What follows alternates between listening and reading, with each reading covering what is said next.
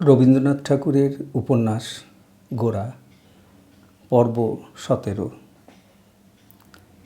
ঘণ্টা 2-3 নিদ্রার পর যখন গোরা ঘুম ভাঙিয়া পাশে চাহিয়া দেখিল বিনয় ঘুমাইতেছে, তখন তাহার হৃদয় আনন্দে ভরিয়া উঠিল।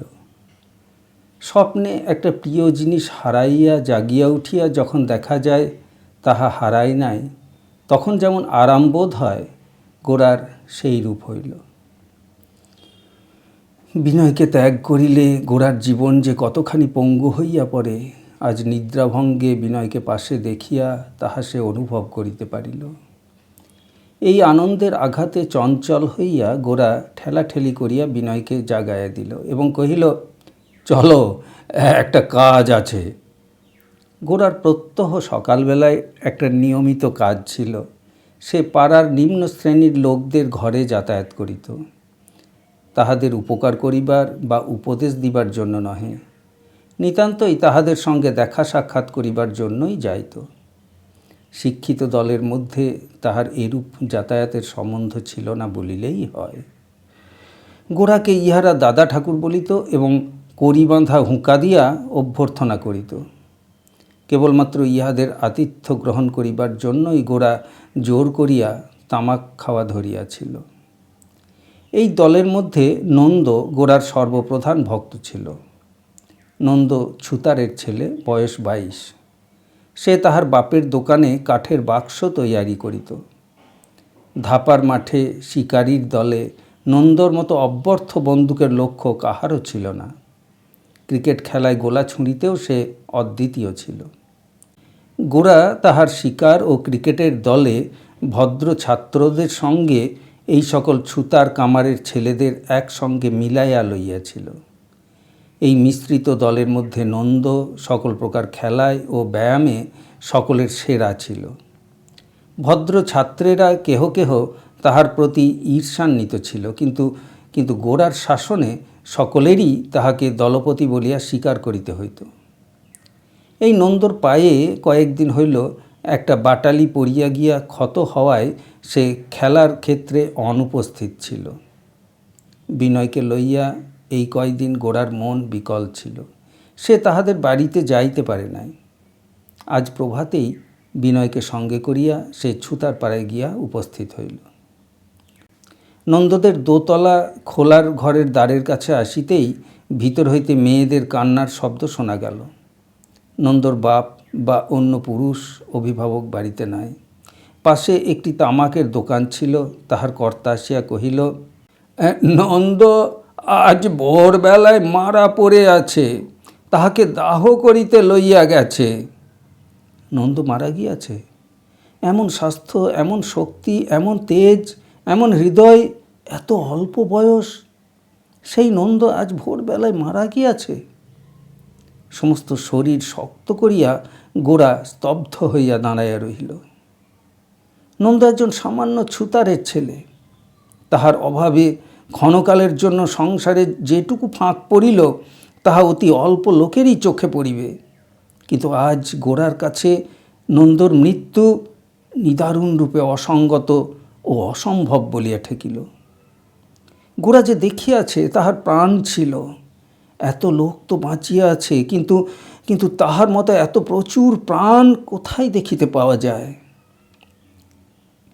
কি করিয়া তাহার মৃত্যু হইল খবর লইতে গিয়া শোনা গেল যে তাহার ধনুষ টঙ্কার হইয়াছিল। নন্দর বাপ ডাক্তার আনিবার প্রস্তাব করিয়াছিল, কিন্তু নন্দর মা জোর করিয়া বলিল তাহার ছেলেকে ভূতে পাইয়াছে। ভূতের ওঝা কাল সমস্ত রাত তাহার গায়ে ছেঁকা দিয়াছে, তাহাকে মারিয়াছে এবং মন্ত্র পড়িয়াছে। ব্যামোর আরম্ভে গোরাকে খবর দিবার জন্য নন্দ একবার অনুরোধ করিয়াছিল, কিন্তু পাছে গোরা আসিয়া ডাক্তারি মতে চিকিৎসা করিবার জন্য জেদ করে, এই ভয়ে নন্দর মা কিছুতেই গোরাকে খবর পাঠাইতে দেয় নাই। সেখান হইতে ফিরিয়া আসিবার সময় বিনয় কহিল, কি মূঢ়তা আর তার কি ভয়ানক শাস্তি। গোরা কহিল, এই মূঢ়তাকে এক পাশে সরিয়ে রেখে তুমি নিজে এর বাইরে আছো মনে করে সান্ত্বনা লাভ করো না বিনয়।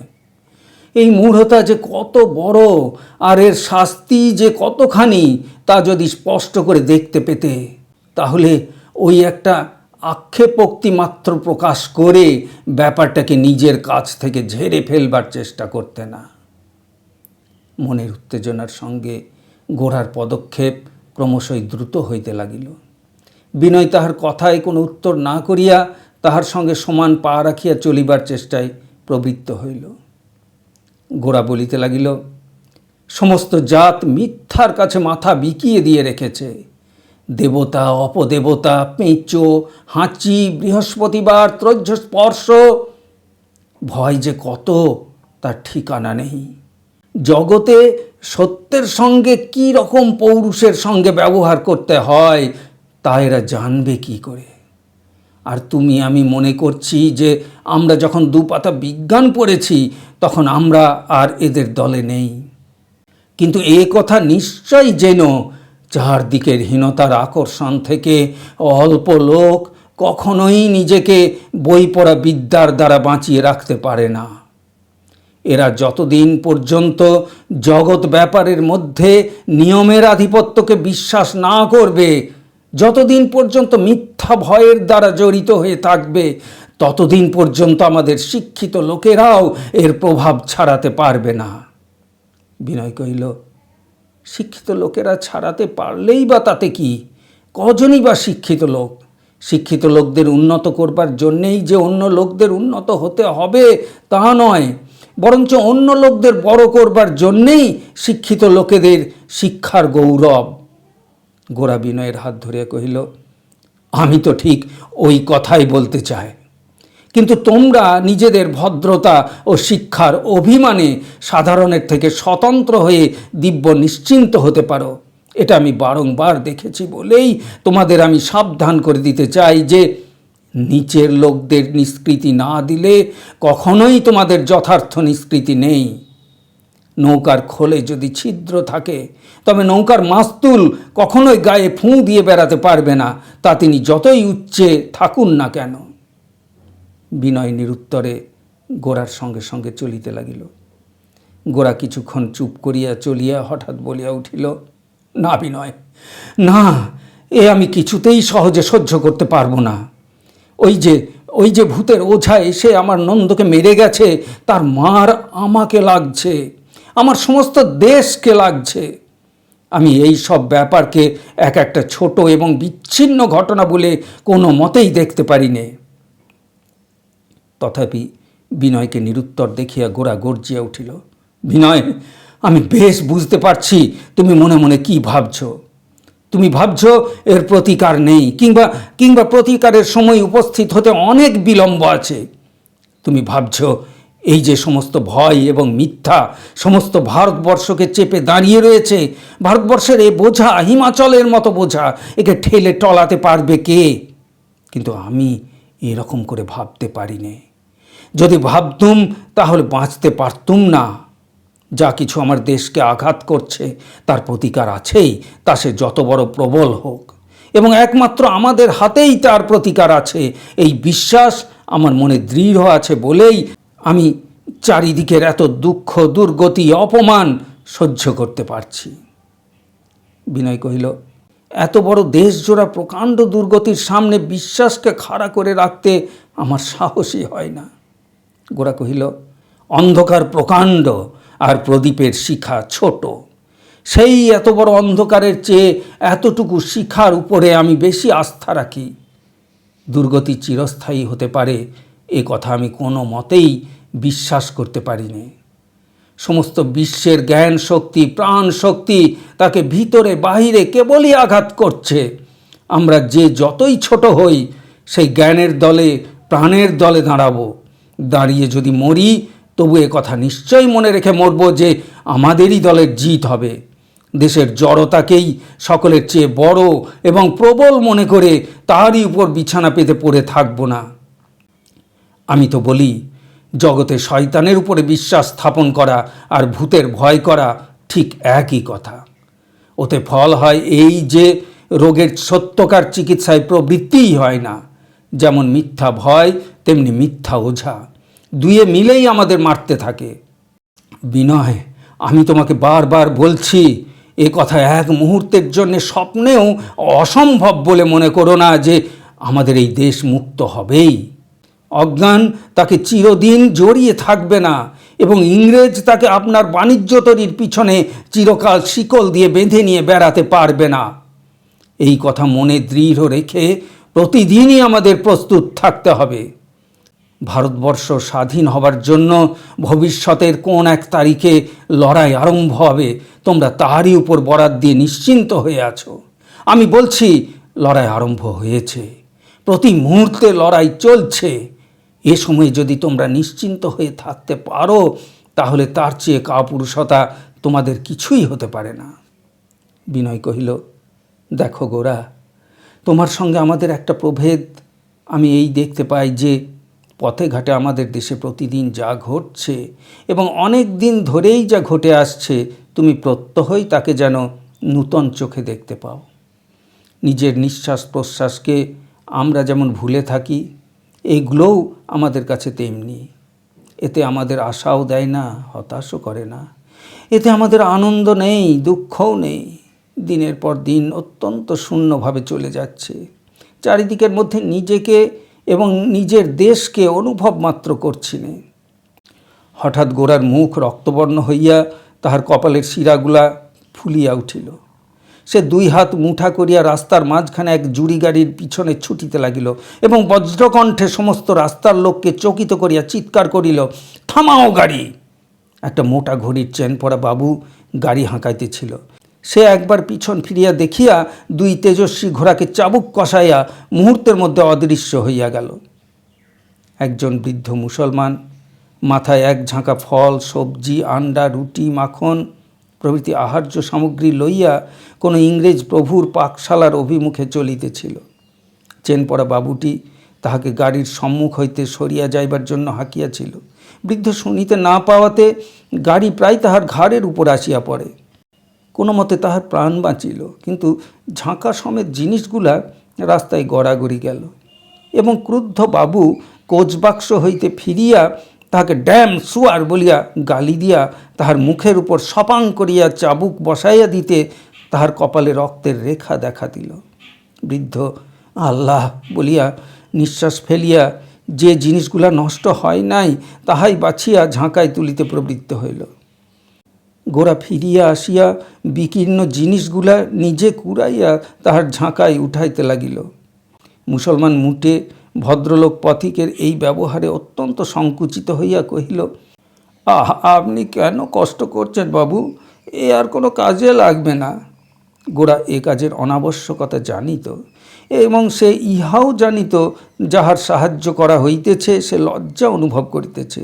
বস্তুত সাহায্য হিসাবে এরূপ কাজের বিশেষ মূল্য নাই। কিন্তু এক ভদ্রলোক যাহাকে অন্যায় অপমান করিয়াছে, আর এক ভদ্রলোক সেই অপমানিতের সঙ্গে নিজেকে সমান করিয়া ধর্মের ক্ষুব্ধ ব্যবস্থায় সামঞ্জস্য আনিতে চেষ্টা করিতেছে, এ কথা রাস্তার লোকের পক্ষে বোঝা অসম্ভব। ঝাঁকা ভর্তি হইলে গোরা তাহাকে বলিল, যা লোকসান গেছে সে তো তোমার সইবে না। চলো আমাদের বাড়ি চলো, আমি সমস্ত পুরো দাম দিয়ে কিনে নেব। কিন্তু বাবা, একটা কথা তোমাকে বলি, তুমি কথাটি না বলে যে অপমান সহ্য করলে, আল্লাহ তোমাকে এই জন্য মাফ করবেন না। মুসলমান কহিল, যে দোষী আল্লাহ তাকেই শাস্তি দেবেন, আমাকে কেন দেবেন? গোরা কহিল, যে অন্যায় সহ্য করে সেও দোষী, কেননা সে জগতে অন্যায়ের সৃষ্টি করে। আমার কথা বুঝবে না, তবু মনে রেখো, ভালো মানুষই ধর্ম নয়, তাতে দুষ্ট মানুষকে বাড়িয়ে তোলে। তোমাদের মোহাম্মদ সে কথা বুঝতেন, তাই তিনি ভালো মানুষ সেজে ধর্ম প্রচার করেননি। সেখান হইতে গোরাদের বাড়ি নিকট নয় বলিয়া গোরা সেই মুসলমানকে বিনয়ের বাসায় লইয়া গেল। বিনয়ের দেরাজের সামনে দাঁড়াইয়া বিনয়কে কহিল, টাকা বের করো। বিনয় কহিল, তুমি ব্যস্ত হচ্ছ কেন? বসো গে না, আমি দিচ্ছি বলিয়া হঠাৎ চাবি খুঁজিয়া পাইল না। অধীর গোরা এক টান দিতেই দুর্বল দেরাজ বন্ধ চাবির বাধা না মানিয়া খুলিয়া গেল। দেরাজ খুলিতেই পরেশবাবুর পরিবারের সকলের একত্রে তোলা একটা বড় ফটোগ্রাফ সর্বাগ্রে চোখে পড়িল। এটি বিনয় তাহার বালক বন্ধু সতীশের নিকট হইতে সংগ্রহ করিয়াছিল। টাকা সংগ্রহ করিয়া গোরা সেই মুসলমানকে বিদায় করিল, কিন্তু ফটোগ্রাফ সম্বন্ধে কোনো কথাই বলিল না। গোরাকে এ সম্বন্ধে চুপ করিয়া থাকিতে দেখিয়া বিনয়ও কোনো কথা তুলিতে পারিল না, অথচ দুই চারিটা কথা হইয়া গেলে বিনয়ের মন সুস্থ হইত। গোরা হঠাৎ বলিল, চললুম। বিনয় কহিল, বাহ, তুমি একলা যাবে কি? মা যে আমাকে তোমাদের ওখানে খেতে বলেছেন, অতএব আমিও চললুম। দুইজনে রাস্তায় বাহির হইয়া পড়িল। বাকি পথ গোরা আর কোনো কথা কহিল না। ডেস্কের মধ্যে ওই ছবিখানি দেখিয়া গোরাকে আবার সহসা স্মরণ করাইয়া দিল যে বিনয়ের চিত্তের একটা প্রধান ধারা এমন একটা পথে চলিয়াছে যে পথের সঙ্গে গোরার জীবনের কোনো সম্পর্ক নাই। ক্রমে বন্ধুত্বের আদিগঙ্গা নির্জীব হইয়া ওই দিকেই মূল ধারাটা বহিতে পারে, এ আশঙ্কা অব্যক্তভাবে গোরার হৃদয়ের গভীরতম তলদেশে একটা অনির্দেশ্য ভারের মতো চাপিয়া পড়িল। সমস্ত চিন্তায় ও কর্মে এতদিন দুই বন্ধুর মধ্যে কোনো বিচ্ছেদ ছিল না, এখন আর তাহা রক্ষা করা কঠিন হইতেছে। বিনয় এক জায়গায় স্বতন্ত্র হইয়া উঠিতেছে। গোরা যে কেন চুপ করিয়া গেল বিনয় তাহা বুঝিল, কিন্তু এই নীরবতার বেড়া গায়ে পড়িয়া ঠেলিয়া ভাঙিতে তাহার সংকোচ বোধ হইল। গোরার মনটা যে জায়গায় আসিয়া ঠেকিতেছে সেখানে একটা সত্যকার ব্যবধান আছে, ইহা বিনয় নিজেও অনুভব করে। বাড়িতে আসিয়া পৌঁছিতেই দেখা গেল মহিম পথের দিকে চাহিয়া দ্বারের কাছে দাঁড়াইয়া আছেন। দুই বন্ধুকে দেখিয়া তিনি কহিলেন, এ ব্যাপারখানা কি? কাল তো তোমাদের সমস্ত রাত না ঘুমিয়েই কেটেছে। আমি ভাবছিলুম দুজনে বুঝি বা ফুটপাথের উপরে কোথাও আরামে ঘুমিয়ে পড়েছ। বেলা তো কম হয়নি। যাও বিনয়, যাও নাহিতে যাও। বিনয়কে তাগিদ করিয়া নাহিতে পাঠাইয়া মহিম গোরাকে লইয়া পড়িলেন। কহিলেন, দেখো গোরা, তোমাকে যে কথাটা বলেছিলুম সেটা একটু বিবেচনা করে দেখো। বিনয়কে যদি তোমার অনাচারী বলে সন্দেহ হয় তাহলে আজকালকার বাজারে হিন্দু পাত্র পাবো কোথায়? শুধু হিন্দুয়ানি হলেও তো চলবে না, লেখাপড়াও তো চাই। ওই লেখাপড়াতে হিন্দুয়ানিতে মিললে যে পদার্থটা হয় সেটা আমাদের হিন্দু মতে ঠিক শাস্ত্রীয় জিনিস নয় বটে, কিন্তু মন্দ জিনিসও নয়। যদি তোমার মেয়ে থাকতো তাহলে এ বিষয়ে আমার সঙ্গে তোমার মতে ঠিক মিল হয়ে যেত। গোরা কহিল, তা বেশ তো, বিনয় বোধহয় আপত্তি করবে না। মহিম কহিল, শোনো একবার, বিনয়ের আপত্তির জন্য কে ভাবছে? তোমার আপত্তিকেই তো ডরায়। তুমি নিজের মুখে একবার বিনয়কে অনুরোধ করো, আমি আর কিছু চাই নে, তাতে যদি ফল না হয় তো না হবে। গোরা কহিল, আচ্ছা। মহিম মনে মনে কহিল, এইবার ময়রার দোকানে সন্দেশ এবং গয়লার দোকানে দই ক্ষীর ফরমাস দিতে পারি। গোরা অবসরক্রমে বিনয়কে কহিল, শশীমুখীর সঙ্গে তোমার বিবাহের জন্য দাদা ভারী পীড়াপিড়ি আরম্ভ করেছেন, এখন তুমি কি বলো? বিনয়, আগে তোমার কি ইচ্ছা সেইটে বলো। আমি মন্দ বলি কি? আগে তো তুমি মন্দই বলতে। আমরা দুজনের কেউ বিয়ে করব না, এ তো একরকম ঠিক হয়েই ছিল। এখন ঠিক করা গেল তুমি বিয়ে করবে আর আমি করব না। কেন, এক যাত্রায় পৃথক ফল কেন? পৃথক ফল হবার ভয়েই এই ব্যবস্থা করা যাচ্ছে। বিধাতা কোনো কোনো মানুষকে সহজেই বেশি ভারগ্রস্ত করে গড়ে থাকেন, কেউ বা সহজেই দিব্য ভারহীন। এই উভয় জীবকে একত্রে জুড়ে চালাতে গেলে এদের একটির উপর বাইরে থেকে বোঝা চাপিয়ে দুজনের ওজন সমান করে নিতে হয়। তুমি বিবাহ করে একটু দায়গ্রস্ত হলে পর তোমাতে আমাতে সমান চালে চলতে পারবো। বিনয় একটু হাসিল এবং কহিল, যদি সেই মতলব হয় তবে এই দিকে বাটখারাটি চাপাও। বাটখারাটি সম্বন্ধে আপত্তি নেই তো? ওজন সমান করবার জন্যে যা হাতের কাছে আসে তাতেই কাজ চালানো যেতে পারে। ও পাথর হলেও হয়, ঢেলা হলেও হয়, যা খুশি। গোরা যে বিবাহ প্রস্তাবে কেন উৎসাহ প্রকাশ করিল তাহা বিনয়ের বুঝিতে বাকি রহিল না। পাছে বিনয় পরেশবাবুর পরিবারের মধ্যে বিবাহ করিয়া বসে, গোরার মনে এই সন্দেহ হইয়াছে অনুমান করিয়া বিনয় মনে মনে হাসিল। এরূপ বিবাহের সংকল্প ও সম্ভাবনা তাহার মনে এক মুহূর্তের জন্যও উদিত হয় নাই। এ যে হইতেই পারে না। যাই হোক, শশীমুখীকে বিবাহ করিলে এরূপ অদ্ভুত আশঙ্কার একেবারে মূল উৎপাটিত হইয়া যাইবে এবং তাহা হইলেই উভয়ের বন্ধুত্ব সম্বন্ধ পুনরায় সুস্থ ও শান্ত হইবে এবং পরেশবাবুদের সঙ্গে মেলামেশা করিতেও তাহার কোনো দিক হইতে কোনো সংকোচের কারণ থাকিবে না। এই কথা চিন্তা করিয়া সে শশীমুখীর সহিত বিবাহে সহজেই সম্মতি দিল। মধ্যাহ্নে আহার আনতে, রাত্রের নিদ্রার ঋণ শোধ করিতে দিন কাটিয়া গেল। সেদিন দুই বন্ধুর মধ্যে আর কোনো কথা হইল না। কেবল জগতের উপর সন্ধ্যার অন্ধকার পর্দা পড়িলে প্রণয়ীদের মধ্যে যখন মনের পর্দা উঠিয়া যায়, সেই সময় বিনয় ছাতের উপর বসিয়া সিধা আকাশের দিকে তাকাইয়া বলিল, দেখো গোরা, একটা কথা আমি তোমাকে বলতে চাই। আমার মনে হয় আমাদের স্বদেশপ্রেমের মধ্যে একটা গুরুতর অসম্পূর্ণতা আছে। আমরা ভারতবর্ষকে আধখানা করে দেখি। কেন বলো দেখি? আমরা ভারতবর্ষকে কেবল পুরুষের দেশ বলেই দেখি, মেয়েদের একেবারেই দেখি নে। তুমি ইংরেজদের মতো মেয়েদের বুঝি ঘরে বাইরে, জলে স্থলে, শূন্যে, আহারে আমোদে কর্মে সর্বত্রই দেখতে চাও?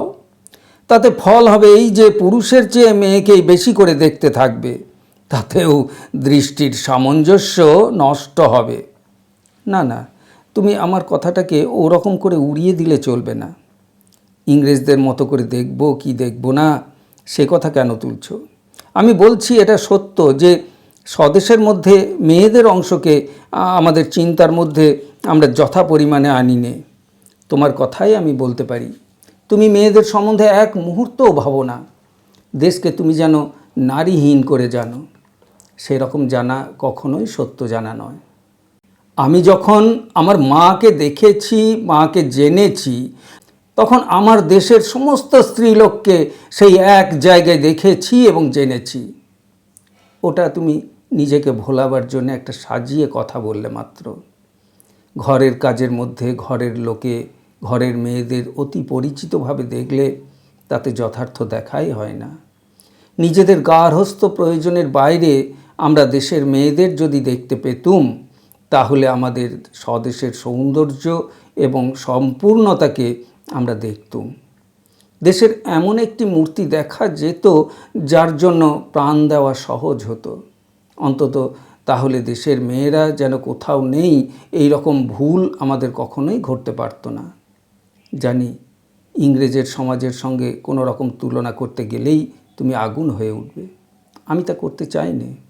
আমি জানি না ঠিক কতটা পরিমাণে এবং কী রকমভাবে আমাদের মেয়েরা সমাজে প্রকাশ পেলে তাদের মর্যাদা লঙ্ঘন হয় না, কিন্তু এটা স্বীকার করতেই হবে, মেয়েরা প্রচ্ছন্ন থাকাতে আমাদের স্বদেশ আমাদের কাছে অর্ধসত্য হয়ে আছে।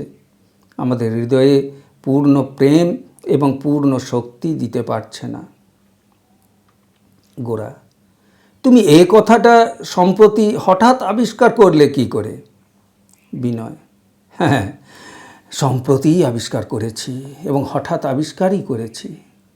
এত বড় সত্য আমি এতদিন জানতুম না। জানতে পেরেছি বলে আমি নিজেকে ভাগ্যবান বলেই মনে করছি। আমরা যেমন চাষাকে কেবলমাত্র তার চাষবাস, তাঁতিকে তার কাপড় তৈরির মধ্যে দেখি বলে তাদের ছোট লোক বলে অবজ্ঞা করি, তারা সম্পূর্ণভাবে আমাদের চোখে পড়ে না এবং ছোট লোক ভদ্রলোকের সেই বিচ্ছেদের দ্বারাই দেশ দুর্বল হয়েছে। ঠিক সেই রকম কারণেই দেশের মেয়েদের কেবল তাদের রান্নাবান্না বাটনা বাটার মধ্যে আবদ্ধ করে দেখছি বলেই মেয়েদের মেয়ে মানুষ বলে অত্যন্ত খাটো করে দেখি। এতে করে আমাদের সমস্ত দেশই খাটো হয়ে গেছে। গোরা, দিন আর রাত্রি সময়ের এই যেমন দুটো ভাগ, পুরুষ এবং মেয়েও তেমনি সমাজের দুই অংশ। সমাজের স্বাভাবিক অবস্থায় স্ত্রীলোক রাত্রির মতোই প্রচ্ছন্ন, তার সমস্ত কাজ নিগূঢ় এবং নিভৃত। আমাদের কর্মের হিসাব থেকে আমরা রাতকে বাদ দিই, কিন্তু বাদ দিই বলে তার যে গভীর কর্ম তার কিছুই বাদ পড়ে না। সেই গোপন বিশ্রামের অন্তরালে আমাদের ক্ষতিপূরণ করে, আমাদের পোষণের সহায়তা করে।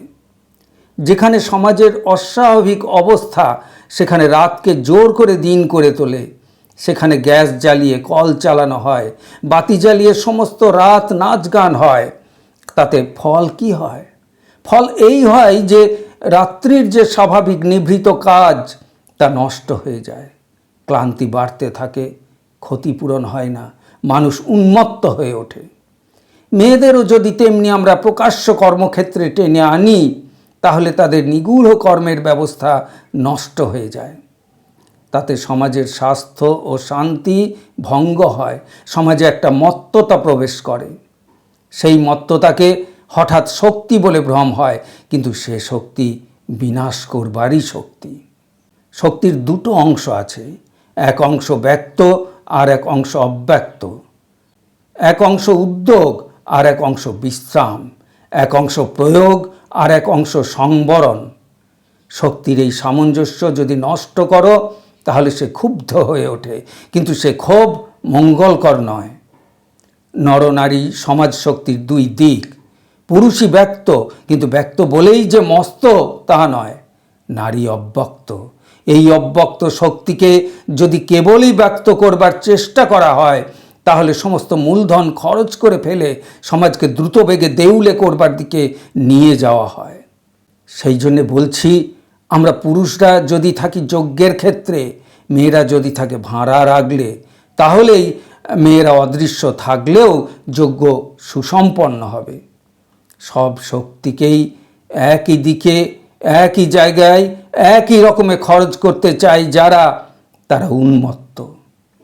বিনয়: গোরা, তুমি যা বললে আমি তার প্রতিবাদ করতে চাই না, কিন্তু আমি যা বলছিলাম তুমিও তার প্রতিবাদ করনি। আসল কথা দেখো বিনয়, এরপরে এ কথাটা নিয়ে আর অধিক যদি বকাবকি করা যায় তাহলে সেটা নিতান্ত তর্ক হয়ে দাঁড়াবে। আমি স্বীকার করছি, তুমি সম্প্রতি মেয়েদের সম্বন্ধে যতটা সচেতন হয়ে উঠেছ আমি ততটা হইনি। সুতরাং তুমি যা অনুভব করছো আমাকেও তাই অনুভব করাবার চেষ্টা কখনো সফল হবে না। অতএব এ সম্বন্ধে আপাতত আমাদের মতভেদ রইল বলেই মেনে নেওয়া যাক না। গোরা কথাটাকে উড়াইয়া দিল, কিন্তু বীজকে উড়াইয়া দিলেও সে মাটিতে পড়ে, এবং মাটিতে পড়িলে সুযোগ মতো অঙ্কুরিত হইতে বাধা থাকে না। এ পর্যন্ত জীবনের ক্ষেত্র হইতে গোরা স্ত্রীলোককে একেবারেই সরাইয়া রাখিয়াছিল। সেটাকে একটা অভাব বা ক্ষতি বলিয়া সে কখনো স্বপ্নেও অনুভব করে নাই। আজ বিনয়ের অবস্থান্তর দেখিয়া সংসারে স্ত্রী জাতির বিশেষ সত্তা ও প্রভাব তাহার কাছে গোচর হইয়া উঠিয়াছে। কিন্তু ইহার স্থান কোথায়, ইহার প্রয়োজন কি, তাহা সে কিছুই স্থির করিতে পারে নাই। এই জন্য বিনয়ের সঙ্গে এ কথা লইয়া তর্ক করিতে তাহার ভালো লাগে না। বিষয়টাকে সে অস্বীকার করিতেও পারে না, আয়ত্ত করিতেও পারিতেছে না। এই জন্য ইহাকে আলোচনার বাহিরে রাখিতে চায়। রাত্রে বিনয় যখন বাসায় ফিরিতেছিল তখন আনন্দময়ী তাহাকে ডাকিয়া কহিলেন, শশীমুখীর সঙ্গে বিনয় তোমার বিবাহ নাকি ঠিক হয়ে গেছে? বিনয় সলজ্জ হাস্যের সহিত কহিল, হ্যাঁ মা, গোরা এই শুভকর্মের ঘটক। আনন্দময়ী কহিলেন, শশীমুখী মেয়েটি ভালো, কিন্তু বাছা ছেলে মানুষই করো না। আমি তোমার মন জানি বিনয়, একটু দোমনা হয়েছ বলেই তাড়াতাড়ি এ কাজ করে ফেলছ। এখনও বিবেচনা করে দেখবার সময় আছে। তোমার বয়স হয়েছে বাবা, এত বড় একটা কাজ অশ্রদ্ধা করে করো না, বলিয়া বিনয়ের গায়ে হাত বুলাইয়া দিলেন। বিনয় কোনো কথা না বলিয়া আস্তে আস্তে চলিয়া গেল।